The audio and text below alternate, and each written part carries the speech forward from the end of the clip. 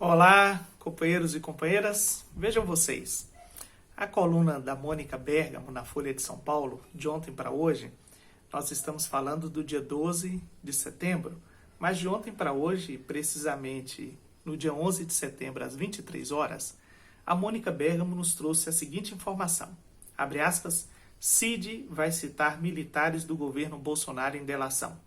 Generais Augusto Heleno e Luiz Eduardo Ramos estão na lista. Pois é, nós já sabíamos que se tratava de um governo com forte presença de militares. Primeiro, a própria eleição presidencial se dá com uma chapa formada por um ex-capitão e um general. Agora, essa dobradinha, inclusive, tentou se repetir, só que com outro nome na vice-presidência, para a reeleição em 2022. Graças, sem sucesso. Mas era um governo formado por militares. As pessoas falam que havia em cargos comissionados entre 8 a 20 mil militares. É muita gente para um governo civil. Agora, veja você, havia militares em postos-chave dentro do governo. No Ministério da Casa Civil, no Ministério da Saúde e em outras áreas que eram áreas importantíssimas. Não estavam restritos, por exemplo, à questão da defesa. Agora, observe, é claro que esses generais, esses mencionados aqui na matéria, o Augusto Heleno, o Luiz Eduardo Ramos, têm muito a esclarecer. Mas eles não são os únicos. Nós temos ou tivemos muitos outros militares que precisam também igualmente ser responsabilizados. É o caso, por exemplo, do general Braga Neto, que também estava muito envolvido com o governo anterior. Você deve se recordar disso.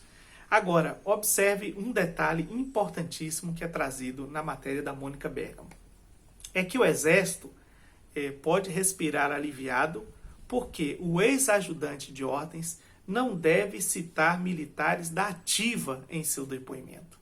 Olha, mesmo diante dos fatos de golpistas estarem presentes em 8 de janeiro com participação de militares, estes militares serão preservados. Eu observo que talvez nós tenhamos aí o resultado de um acordo, por assim dizer. Isso é apenas uma suposição, isso é apenas baseado no indício. Qual é o indício? Que houve conversas entre militares e o ministro Alexandre de Moraes, militares e a CPMI do golpe, militares e a defesa do Mauro Cid, militares e a Polícia Federal. E, claro, o ministro da Defesa, José Múcio. Então, estes militares, me parece, eles tentaram, ao máximo, eximir aqueles militares da ativa. Bem, vamos ver como que isso vai se desenrolar de fato, porque o Mauro Cid é a peça-chave para desbaratar toda a organização criminosa em torno do ex-presidente da República, a qual, claro, ele mesmo fazia parte, porque era não apenas o maior beneficiário, mas um dos mentores. O Cid, portanto, tem diante de si não apenas o cartão de vacinação, que foi por onde ele apareceu nas investigações, mas também tem diante de si algumas outras questões, como o gabinete do ódio,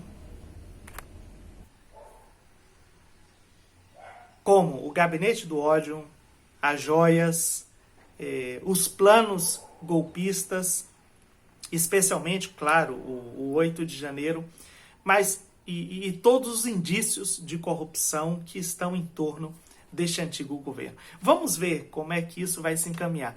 Por enquanto, as notícias que nos chegam é que a defesa do ex-presidente da República está às cegas, e deve estar mesmo, porque não acreditava na possibilidade de uma delação do Mauro Cid. Mas o Mauro Cid falou, e ele tem muito a dizer ainda.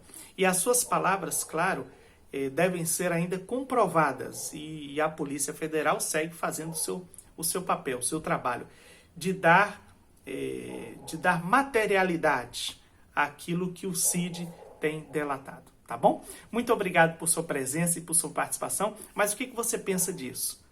os militares da ativa devem ser preservados? Devem ser eximidos dessa delação ou não? Escreva aí nos comentários e a gente volta mais tarde.